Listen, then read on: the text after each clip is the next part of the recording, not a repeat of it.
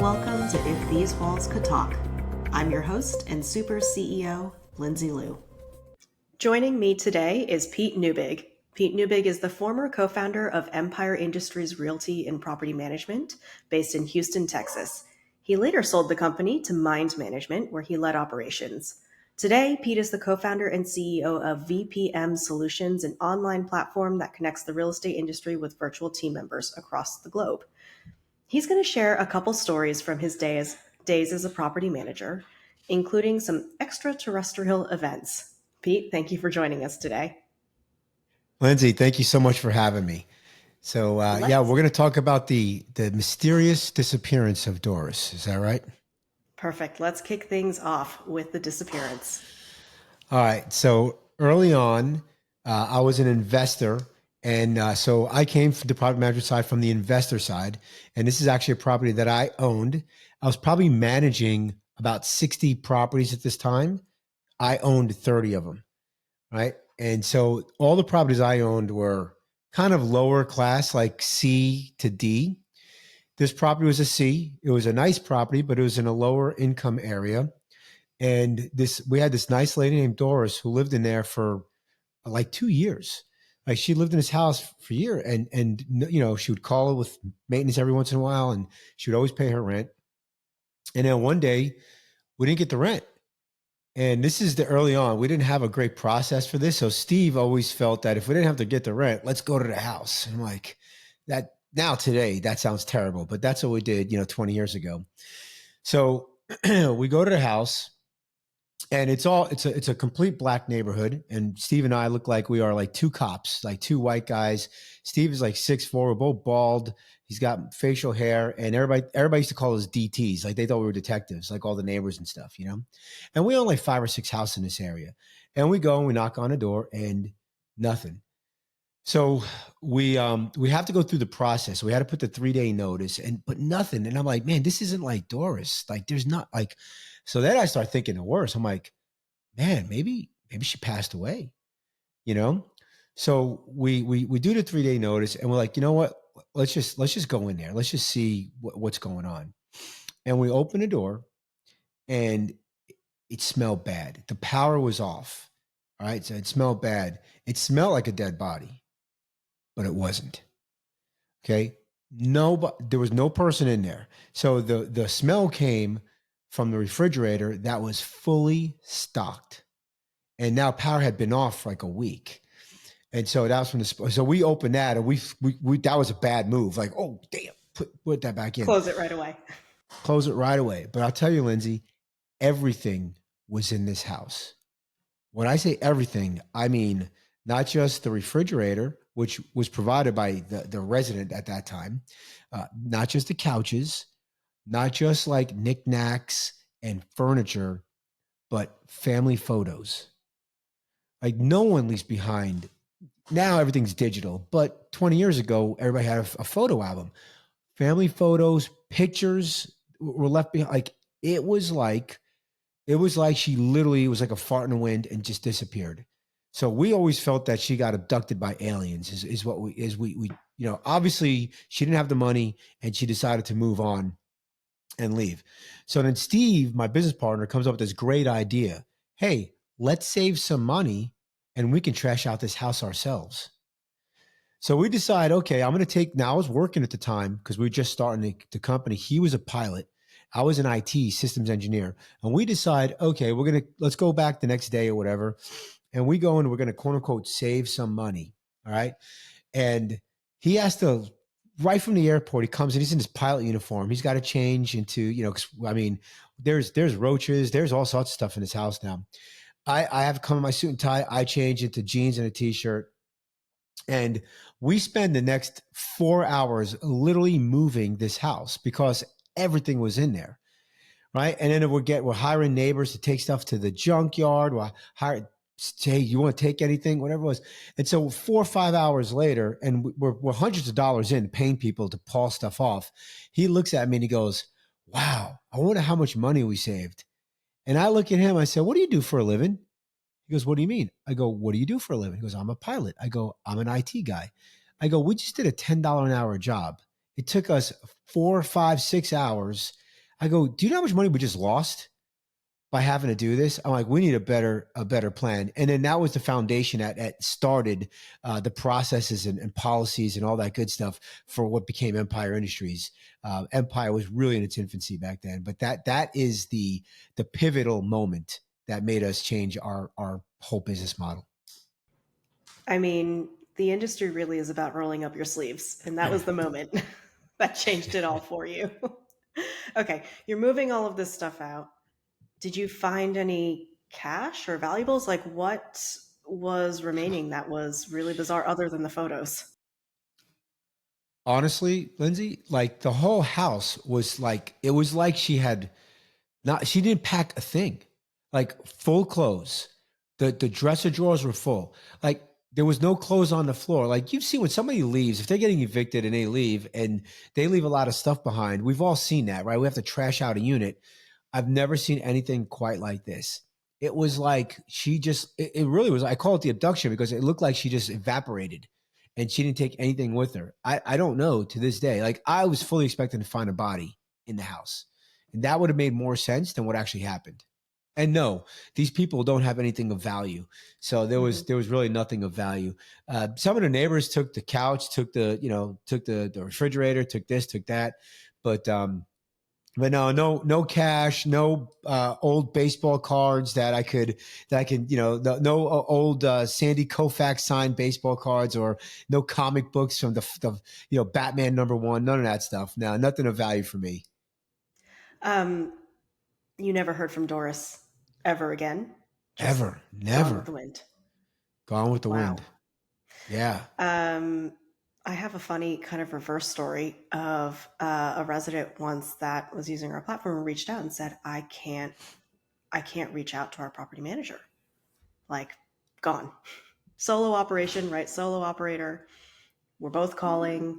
Suddenly the line gets disconnected, just gone. And so she's like, I'm just checking the obituaries. I'm not sure what happened to him. And like, we're hoping that it wasn't the worst, but got to find a backup plan. Wow. So, So I've heard some of those stories where the property manager takes all the security deposit money and moves. I've heard of those stories. Not sure if they're true, but I've heard of those stories where they do that. Yeah, and every once in a while we'll see wild. them in Texas. I'm in Texas here, and we have the Texas Advisory Board, and they actually have like a publication that comes out. And if you ever get a ding or a complaint against you, it gets put in that publication, and so you see stuff like that all the time, like literally, Well, like we were yeah. checking the obits for a little bit and still no sign. So You I ever don't find know. him? No, Did, did his never heard credit card again. start paying because he Yeah, was paying for your just services? yep. Credit card just stopped Everything one day. just stopped. Everything just stopped. It was like it just ceased to exist. Wow. um, do you believe in extraterrestrial life, or do you now? I no, not because of the whole Doors thing. That's a whole other type of podcast that we get into. That's right. I do believe that there's other life forms out there. I don't know if they've come and visited us, but I mean the universe is so big and our galaxy is so big. Maybe not our galaxy, but in the universe for sure. I gotta think there's something out there. I gotta agree with you. I think we are just specks of dust in the space time continuum. Now you talk to Maybe some of my Doris was buddies. one of the lucky ones. I don't know.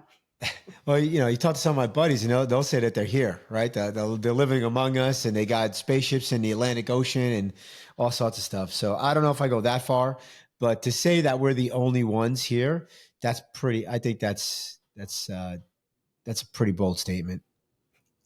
All right. So you've got another story, maybe a little bit more of an uplifting one here. And I'm from New York, so love to hear the name of this one. Talk to me about Brooklyn. Yeah. So Brooklyn is the name of my dog, and the way we got Brooklyn is through property management.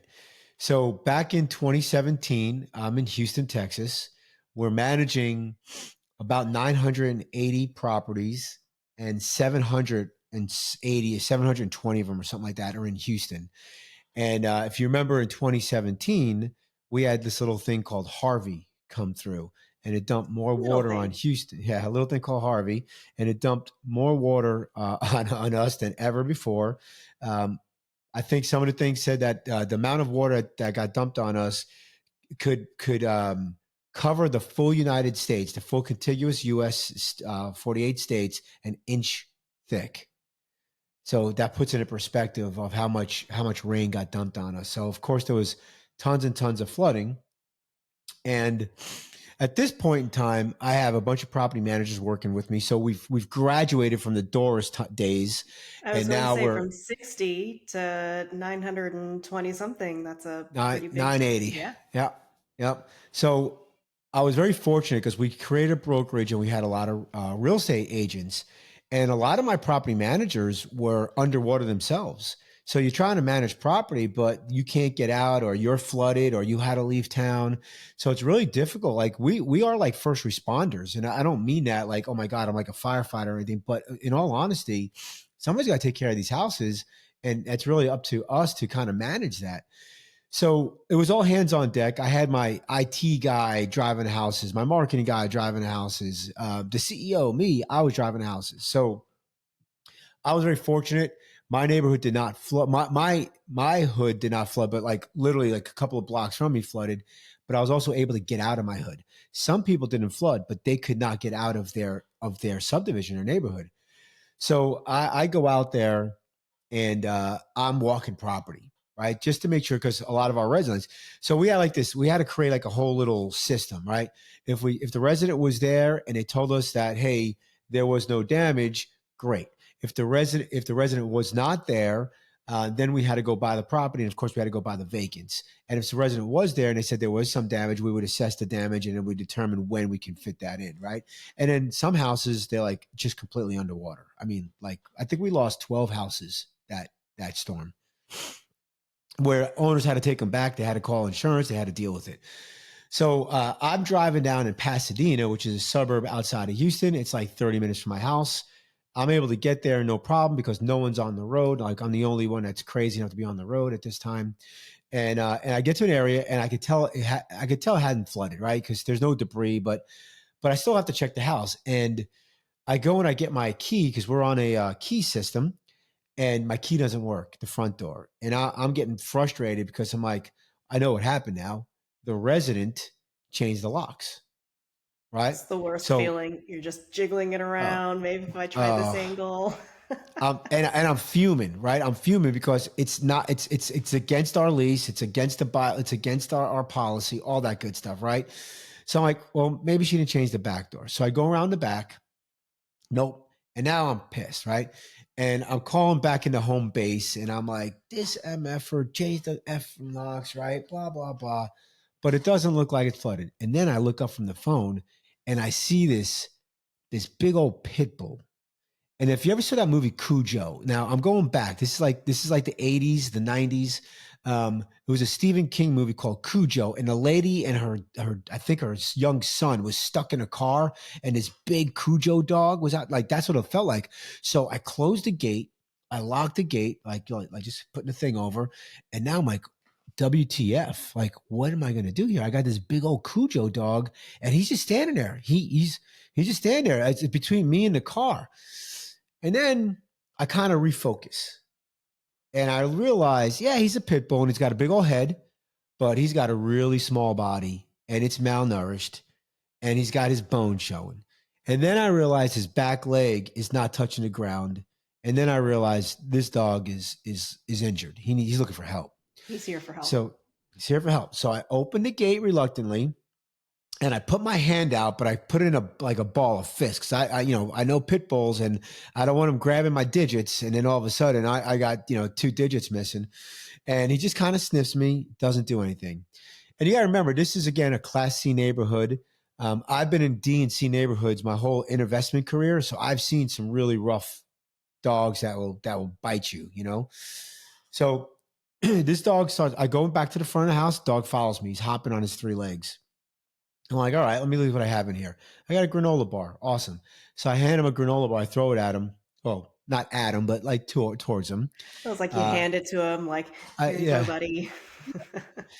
And he sniffs it, doesn't eat it. So then I'm like, okay. And I'm looking around. He's got this makeshift collar. So it wasn't like a real collar. It was like a piece of rope that was cut. So so I'm walking around, looking around. No one's out, right? Nobody's out. And I'm like, oh, shoot, what do I do? So luckily, I have a really good buddy. Him and his wife own a non-for-profit dog rescue.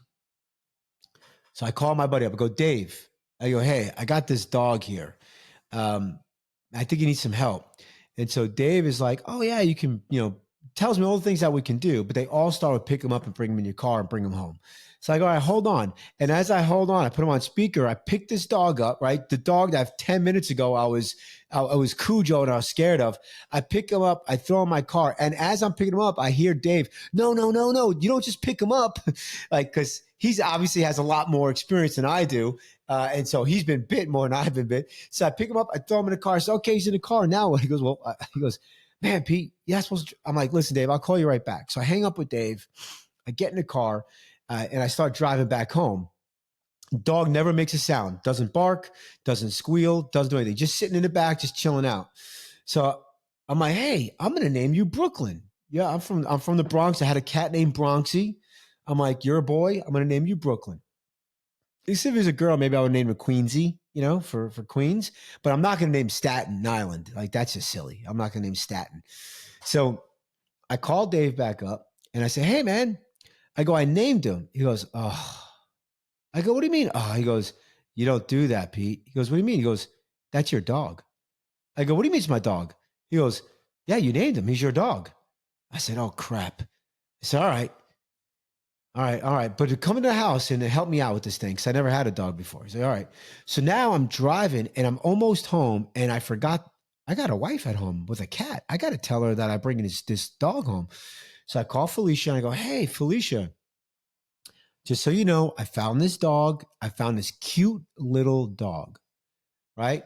Now, you got to remember, he's only like 30 pounds and he's a cute little dog to me now, but he was Cujo 30 minutes ago. Felicia comes in the backyard. Felicia comes in the backyard to meet the new cute little dog. And she goes, what the hell? This is a pit bull, right? And saying, I'm like, I know. And isn't he cute? And he's small and he's, and, so it obviously took her a little while to acclimate, just like it did me. We kept him outside because like we don't know how to deal with it. Like she never had a dog. I hadn't had a dog since I was like 10 years old. So even as an adult, never had a dog. So my buddy comes and my buddy Dave and his wife come and they kind of help us out. And so that night we keep Brooklyn in the backyard. And Felicia's like, I think something's wrong with the dog. I go, what do you mean? He's a dog. And he kept like trying to drink water, but he couldn't drink it down. So I go outside and I'm like, what the hell is going on? And he had bit a stick and it was stuck inside of the roof of his mouth. And so I grab it, I pull the stick down. I go, that's twice I saved your ass. I saved your life twice today. And I put it back in there. Fast forward, Felicia's like, he is never going to be on the couch. He could be an inside dog, but he can't be on the couch. She used to put stools on the couch. He's graduated, though. Oh, my God. He's graduated. Not only till he's on the couch, but now she calls him, Brooklyn, you coming to bed? And he jumps and he lays on the foot of our bed. So we can't even sleep without the dog in the bed now. So Brooklyn has been with us for 7 years, and we just took him for a 6-mile walk today. And he's still fat and out of shape, but that's okay. We love him. And he's a great dog. He ended up being one of the best dogs. I used to have him in our office. I used to bring him to our office. And mind you, Lindsay, we had a policy where you couldn't have dangerous breeds. And every once in a while, a resident would come in and like they would get like loud with my front office person. And that dog would run up to the front and bark because he was young and vibrant. And that person would shut the hell up real quick when that dog ran out there. And I'm like, good boy. So he protected our team, our staff. And yeah, we literally had a dangerous breed and we wouldn't let anybody else have a dangerous breed. So put that under being, what do you call that? Like when a hypocrite. Could put that under being a hypocrite, but I didn't care. I was going to ask you if you changed any breed restriction rules after that. It's like funny. That. Funny enough, we actually did. It took us a while, but the reason why we didn't do dangerous breeds was because of insurance purposes, right? And so once what we did is we say, look, if you have a dangerous breed, you want the dangerous breed, you have to put us as additionally insured on your pet insurance. And so they would then put us as addition. So we kind of figured out a way around it, and we charge more money because dangerous breed's a little bit more of a liability issue. So we would charge non-refundable pet rent and non-refundable pet application. And that's how we got around it. But look, just because they're a quote unquote dangerous breed, I mean, these dogs are just great dogs, and they deserve houses. And I've come a long way on that whole deal. So those are my Little stories. dog, little dog. Personally, I'm a big fan of a blockhead. I think they're just little marshmallow schmooshes. Mm-hmm. And I think the rebrand that pit bulls need is, I think the official, like their official breed name is Staffordshire Terrier, which That's right. sounds very elevated compared to a pit bull. Do you think That's right. Brooklyn is a Mets or a Yankees fan? Well, I think Brooklyn is an Astros fan now because his daddy has Okay. turned into one. But if you pushed him, he would say he's a Mets fan. Even though I grew up in the Bronx, we're Mets fans. We're glutton for Okay. All right. punishments. We're glutton for punishments. We like lovable losers. You just said that out loud as well. That's right. Funny story. During the pandemic, I picked up lock picking for the reason of being locked out of tenant apartments. Really? And it's actually really fun. It's like a fun challenge. You can order a little set on Amazon that you can learn how to get like the tension pick and and you can just kind of wiggle your way around into it. And then I'm practicing and practicing. I'm like, great, I'm gonna try this out. Can't get it open. Still have to call a locksmith. But kind of fun to try. But it was fun while it was fun doing it, huh? Did Did you you ever ever get get any? into? Hmm? I never got into that house. No, I never You got into never that got into house. that house. Never got into the house. The resident came back. I forgot if we even charged her because we should have. We should have rekeyed the house. But the resident came back and there was no damage. And I knew you could tell. Like I hate to say it, but I've been around a lot of floods living in Houston. You can tell if an area's been flooded or not. There's going to be a lot of debris, a lot of dirt on the streets. This place was clean. It was dry. I didn't, so it wasn't a really big issue. But she came back, reported there was no issues. So it all ended up great. I ended up getting a dog, and she ended up not getting a flooded house. So I guess Win-win. all is good. Win-win. That's right. Water under the bridge, right? At that Yeah, point. yeah. At Amazing. that point.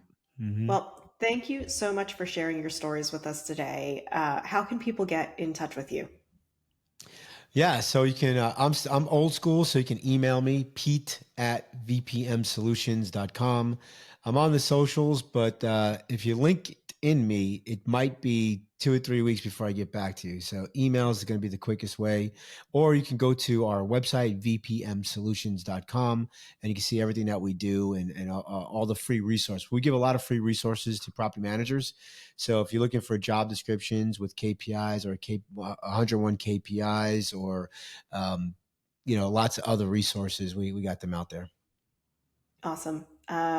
Thank you for all of these stories. And that is today's episode of If These Walls Could Talk. Super is the AI powered communication and workflow tool for property managers. To learn more about Super, visit us at www.hiresuper.com. To share a story you have for a future episode, email us at hello@hiresuper.com.